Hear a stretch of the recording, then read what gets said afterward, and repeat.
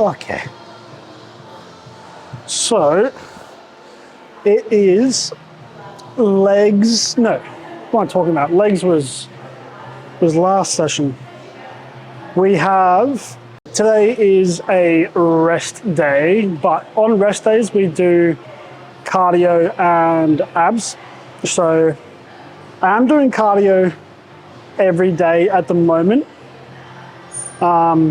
So I do 15 minutes pre-session and then 15 minutes post. And then I treat the same on rest days where I do 15 minutes pre-abs and then 15 minutes post-abs. Starting off with a stabilizing movement. So it is going to be working the internal and external obliques, which the obliques, right, we still want to train them, but we don't want to train them through exercises that will cause hypertrophy. So we don't really want to be doing side crunches and side lifts, I guess, when you're holding a plate on your side and you go up and whatever. That's taking your obliques through an active range of motion, where what we're doing is we're just practicing bracing and really keeping our core engaged, because it's extremely important. It carries over to literally every single exercise you do in the gym where you should be bracing. And if you do have a solid brace, you'll be a lot stronger on all of your other movements. So yeah, we're going to do an exercise where, it's pretty much like a plank, but it's still under movement. You know what I mean? So I'll show you. It's like a John Hewitt calls it, I think, a bird dog or a bird plank or a dog plank or something like that. I don't actually know what it's called. What is it called? Yeah, it's called a bird dog bridge, I think. Anyway, we're going to go through it. So it's 10 reps per side. Let's get it. Also, we take the shoes off so we don't crease the new balances, because I'm a shoe guy now, apparently.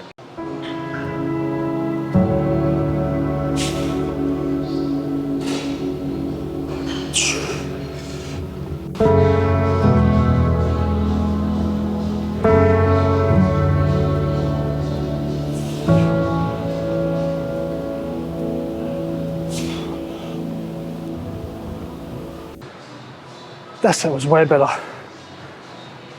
That whole set I felt really, really stable. And before every single rep, I made sure to really kind of breathe in and brace. And I just kept my core way more stable. So that is, we only do 2 sets with that one. And now we're doing we're doing a hypertrophy movement now. So next movement.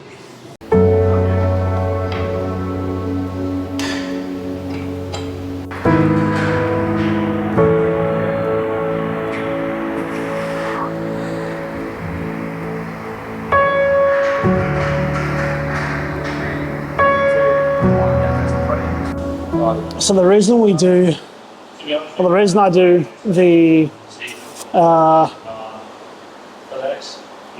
crunches on this kind of lower back extension or glute ham raise or whatever you want to call it is because this is the only real exercise that you can target your six-pack abs, like the rectus abdominis, under the eccentric part of the movement, whereas cable crunches, for example, there's only real tension on that peak contraction, and then past that point, you can get a little bit upright, but then past that point, there's nothing then dragging you back under load, so under that eccentric phase, so nothing's really keeping tension on your core when it's being stretched. This is really the only movement that does that. And cable crunches, I find you activate too much of your hip flexors as well. Whereas this, It's so easy just to solely focus just on the rectus abdominis, just the six-pack abs, and to progressively overload it. It's very easy just to add a dumbbell or add a plate onto your chest and just do that. So I think I'm at that point now where I'll probably do a second set of that 12 to 15. So I've got 3 sets, and then if that second set is kind of too easy, we'll add a plate for that third set. But yeah, that's why we do the movement, this movement, because under that stretched part of the movement, you are under a lot of load because you're working against gravity. Gravity is literally pushing you down.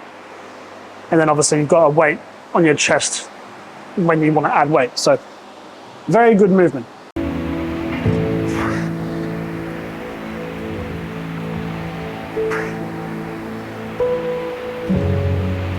Oh. Okay, so now we're still focusing on the rectus abdominis, the abs, but now we're focusing on the lower abs.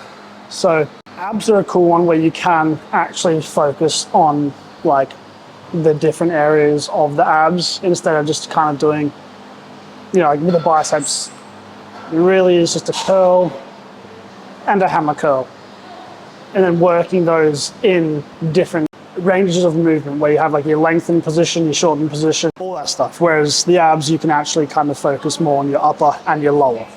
Whereas like your biceps, there is no real upper or lower. It's just the bicep. Anyway, so main thing with this is we're doing leg raises here, hanging leg raises pretty much, or decline leg raises. So I'll be hanging down from here. I'm going to start with my legs up, lower them down, not all the way, and then I'll bring them back up and bring my hips up and really try and like get my pelvis to my my sternum kind of thing. So I'm going to get my hips up, push them up at the roof, come back down, and go again.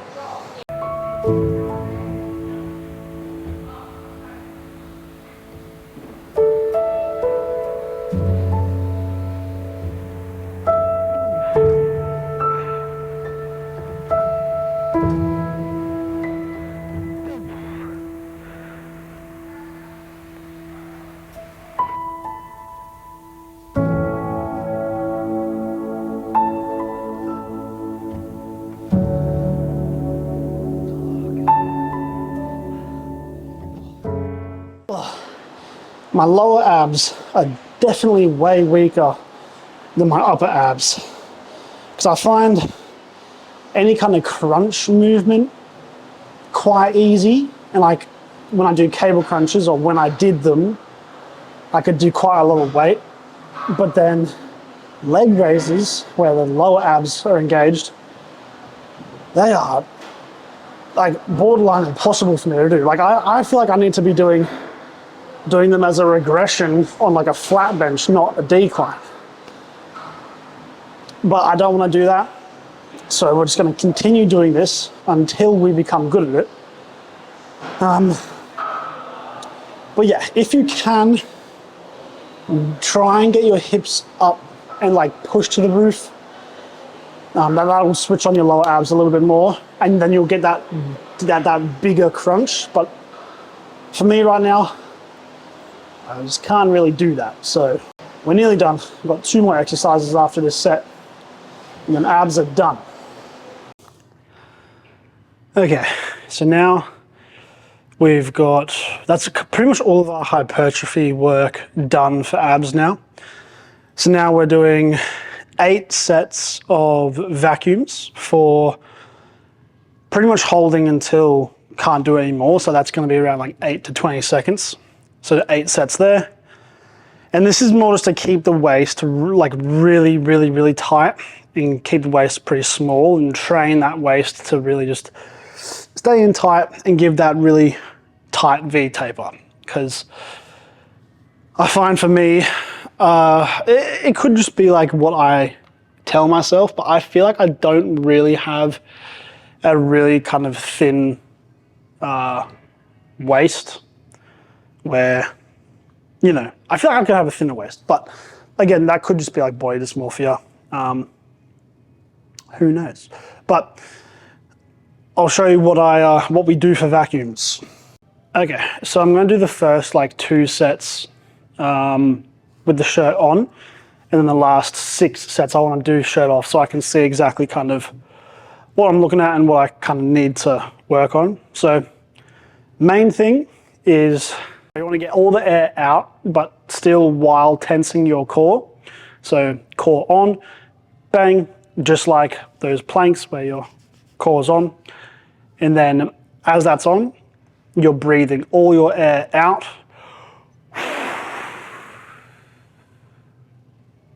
And then we're going to suck everything in.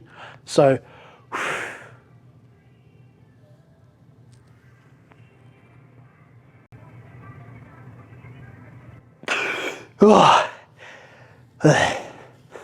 that's one set. And then between each set, we'll rest for like 20, 30 seconds. And we'll do 8 sets on there. I forgot to mention as well, when you're doing it, when you're sucking everything in, you want to act like your belly button wants to come in and literally touch like your spine. So like breathe out, core on, then belly button sucked in. And just try and get that vacuum deeper and deeper and deeper each time. I'm going to count that as a 3rd set. So I've got 5 more sets.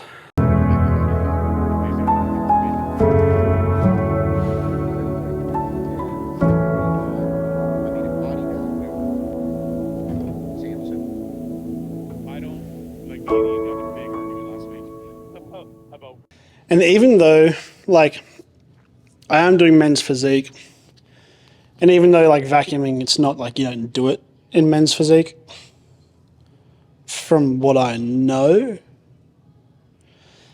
it's still, I think it's still something good to kind of get that core engagement. And if that does translate over to really kind of shrinking that core and keeping everything tight, it's definitely worth doing.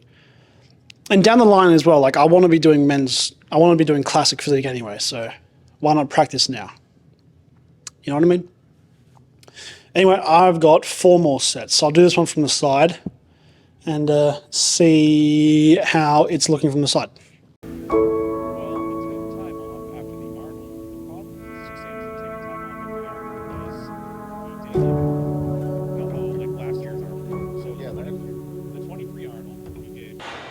And now, the last movement we're doing is pretty much just like an isometric hold again for the external obliques, and just to get them used to being switched on and kept in place. So they're just, all they are just quarter turn holds. So this is, again, like for classic, but like even for like men's physique and whatnot, it's still going to be important to keep your core switched on, keep your obliques switched on, and just get used to holding those poses on stage. So, and it's only going to translate as well when you're on stage, you know what I mean? So all it is, kneeling, you can lean against the wall as well, just for extra stability. And then when you're like really used to the movement, then you can, you know, I guess do it standing or do it off the wall. But kneeling, chest up, rotate as much as you can. So keep your hips dead straight and just think about bringing your upper body, your chest and shoulders facing like the judges in the crowd, and waist directly like the opposite way. And then all you're doing here, bang, keep twisting, and that's going to switch on your obliques, and then crunch down, bang, and then just hold.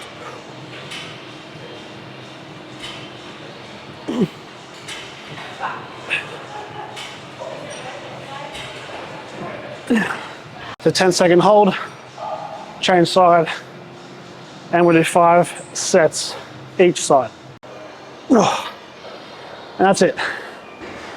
So that's 1 set each side, but Do that 5 times each side, hold for 10 seconds each time, and then rest for like 20 seconds, 30 seconds in between that last one and then the first one.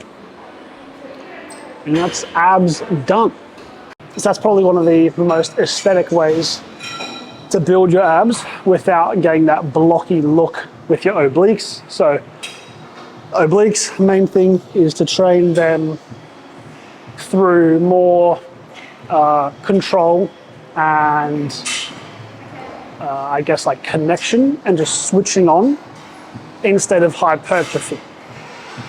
But for your rectus abdominis, so your six pack, so your lower abs and your upper abs, that's where you want to think about hypertrophy. So range of motion under load, constant tension for a full range of motion, and progressive overload. So same principles apply to building muscle in your chest, back, legs, whatever it is. Those same principles apply for your six-pack abs. But then, obviously for obliques, you want to kind of keep your obliques as small as possible so you can get that nice slim look while getting that good shredded kind of blocky, just blocky abs.